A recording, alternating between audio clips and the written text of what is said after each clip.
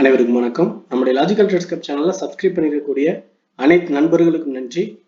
இன்னைக்கு நம்ம நிஃப்டியோட மார்க்கெட் ஸ்ட்ரக்சர் எப்படி இருக்கு அப்படிங்கிறத பார்த்துட்டு செவ்வாய்க்கிழமை நமக்கான என்ட்ரி டார்கெட்டை நம்ம எப்படி பிளான் பண்ணலாம் அப்படிங்கிற விஷயமும், அதுக்கு முன்னாடி நமக்கான பாசிட்டிவ் நியூஸ் அப்படிங்கிறதும், அந்த நியூஸோட இம்பாக்ட்ல மார்க்கெட் இப்ப கிஃப்ட் நிஃப்டியோட பாயிண்ட்ஸ் பார்த்தீங்க அப்படின்னா கிட்டத்தட்ட 360 பாயிண்ட்ஸ்க்கு மேலே வந்து பாசிட்டிவாக இருக்கு. ஸோ டியூஸ்டே நாளைக்கு மார்க்கெட் ஓப்பன் ஆகும்போது 300 பாயிண்ட்டுக்கு மேலே கேப் அப்ல ஓப்பன் ஆக சான்ஸ் இருக்கு. ஸோ அப்படி ஓப்பன் ஆகும்போது நம்ம என்ன மெத்தட்ல என்ட்ரிஸை ஃபாலோ பண்ணலாம் அப்படிங்கிற விஷயமும், இதுக்கு அடுத்து பாசிட்டிவான நியூஸ் வந்து கண்டினியூ ஃபாலோ ஆகுதா, இல்லை இது பேனிக் செல்லிங்ல மறுபடியும் டவுன் ஆகுமா அப்படிங்கிறத பார்க்கறதுக்கு அடுத்து நம்ம கன்ஃபர்மேஷனை பார்க்கறதுனா ஓப்பன் இன்ட்ரெஸ்ட் அக்யூமுலேட் ஆகிருக்கக்கூடிய லெவல்ஸ்ல ஹையஸ்ட் ரெசிஸ்டண்டா இப்போ இந்த வீக்லி கான்ட்ராக்டுக்கான லெவல்ஸ் எது அப்படின்னு பார்க்கும்போது 24,000 அப்படிங்கிற லெவல் தான் இருக்கு. At same time support level வந்து 21,500 அப்படிங்கிறது தான் இருக்கு. ஸோ பெரிய லெவல்ல பாயிண்ட் வேரியேஷன் இருக்கு அப்படிங்கிற விஷயங்கள் ஒரு முக்கியமான விஷயம். இதே நம்ம அப்படி பார்க்கணும்னா ஒருவேளை இந்த பாயிண்ட் வேரியேஷன் அப்படிங்கிறது, அதாவது கேப்ல இவ்வளோ கேப் இருக்கும்போது ஒரு குயிக்கான அதிகபட்சமான ஏற்ற இறக்கம் ஏறி இறங்குறதுக்கான வாய்ப்பும் இருக்கு அப்படிங்கிற ஒரு விஷயத்த நம்ம மைண்ட்ல வச்சுக்கணும். அதுக்காக ஓகே நடந்தால் நம்ம அப்படி ஒரு பாயிண்ட் ஆஃப் வியூல ஐடியா வச்சுக்கணும் அப்படிங்கிறதுக்காக இந்த விஷயம். ஓகே, அடுத்து நம்ம ஓப்பன் இன்ட்ரெஸ்ட் லெவல், அதாவது ஆர்பிஐயோட நியூஸ்ல 2.6% வந்து பேங்க் இன்ட்ரெஸ்ட் ரேஷியோ குறைச்சிருக்காங்க அப்படிங்கிறப்ப அது பேங்க் செக்டர்ஸ்க்கு நமக்கு ஒரு பாசிட்டிவா நியூஸா இருக்கும். அதனால மார்க்கெட் மேலே போறதுக்கு வாய்ப்பு இருக்கு அப்படின்னு நிறைய எதிர்பார்ப்போம்.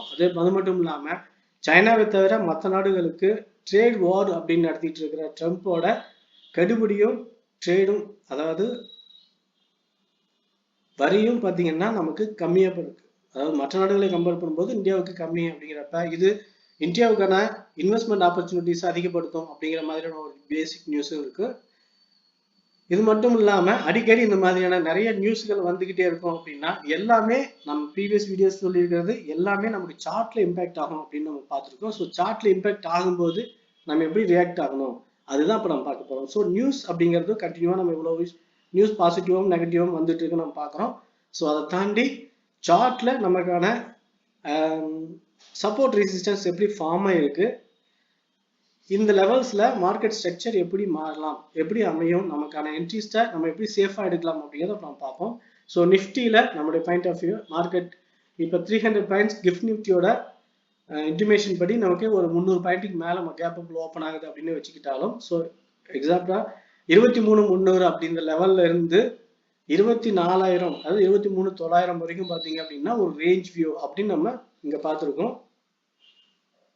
ஸோ இந்த ரேஞ்ச் வியூ அப்படிங்கிறதுனால இந்த லெவல் என்னுடைய பாயிண்ட் ஆஃப் வியூல 23,350 அப்படிங்கிற லெவல் வந்து ஒரு ஸ்ட்ராங் ரெசிஸ்டன்ட் அப்படின்னு நான் பார்க்குறேன். ஸோ இந்த லெவல் டச் பண்ணி டவுன்ல வந்து 23,000 அப்படிங்கிற லெவல் வரைக்கும் வர்றதுக்கான வாய்ப்பு அதிகம் அப்படின்னு நான் பார்க்குறேன் ஃபர்ஸ்ட் என்னோட பாயிண்ட் ஆஃப் வியூ. ஏன்னா இது ஒரு ஸ்ட்ராங் ரெசிஸ்டன்ட். ஓகே, இந்த லெவல் வந்து இதுக்கு மேல மார்க்கெட் ஓப்பன் ஆகுது அப்படின்னாலும் இதுக்கப்புறம் ரேஞ்ச் வியூ அப்படிங்கிறதுனால இப்ப இங்க நடந்த மாதிரி 22,700 இருந்து 900 வரைக்கும் எப்படி 200 பாயிண்ட்ஸ் ஒரு சின்னதா மொமெண்டம் ஃபார்ம் பண்ணி இப்படியே முடிஞ்சிச்சு, அதே மாதிரி வந்து இதுக்குள்ள அப்படி நடக்கவும் சான்ஸ் இருக்கு. So 2 point of view. மூணாவது விஷயம், இங்க இருக்கிற மாதிரி ஒரு ஒயிட் கேண்டிலா கேப் அப்ல ஓப்பன் ஆகி சடனா அப்படி கீழே அப்படி வந்து அதுக்கப்புறம் மார்க்கெட் கண்டினியூவா கீழே போறதுக்கும் வாய்ப்பு இருக்கு அப்படிங்கிற 3 விஷயங்கள் நம்ம பார்க்கலாம். ஸோ மார்க்கெட் கண்டினியூவா கீழே போறதுக்கான ஆப்பர்ச்சுனிட்டிங்கிறது இந்த லெவல் வந்து ஸ்ட்ராங் ரெசிஸ்டன்ஸ் அப்படிங்கிறதுனால இந்த ரெசிஸ்டன்ட் ரியாக்ட் ஆகுச்சு அப்படின்னு சொன்னா கண்டினியூவா கீழே வரலாம். அப்படி இல்லைன்னா 22,900 22,700 இந்த 2 லெவல்ல இருக்கக்கூடிய சப்போர்ட் லெவல் ஸ்ட்ராங்கா ஒர்க் அவுட் ஆகும். ரெசிஸ்டண்டா பாத்தீங்கன்னா 23,800 அப்படிங்கிற ரெசிஸ்டன்ட் ரொம்ப ஸ்ட்ராங்கானது. 23,350க்கு மேல ஓப்பன் ஆகும்போது 23,800 அப்படிங்கிற ரெசிஸ்டன்ட் வரைக்கும் மேல கீழேயும் போறதுக்கான வாய்ப்பு அதிகம்.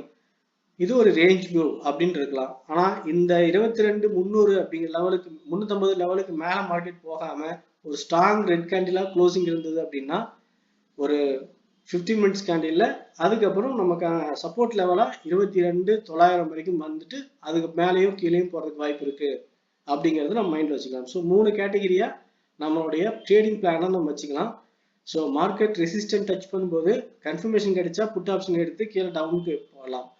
ஸோ டவுன் அப்படிங்கிறது மேல இருந்து கீழே டவுன்ல வர்றது அப்படின்னா அது கன்ஃபர்மேஷன் இல்லாம என்ட்ரி எடுக்கக்கூடாது. ஏன்னா மார்க்கெட் மேல இப்படி ஏறிட்டு இருக்கு. ஸோ இங்கிருந்து பாத்தீங்கன்னா மேல இப்படி போறதுக்கான பாசிபிலிட்டிஸ் தான் அதிகம். அதனால கன்ஃபர்மேஷன் கிடைச்சா மேல இருந்து கீழே டவுன்ல என்ட்ரி எடுங்க. அப்படி இல்லைன்னா சப்போர்ட் எடுத்துட்டு மேல போகும்போது கால் எடுத்துக்கலாம்.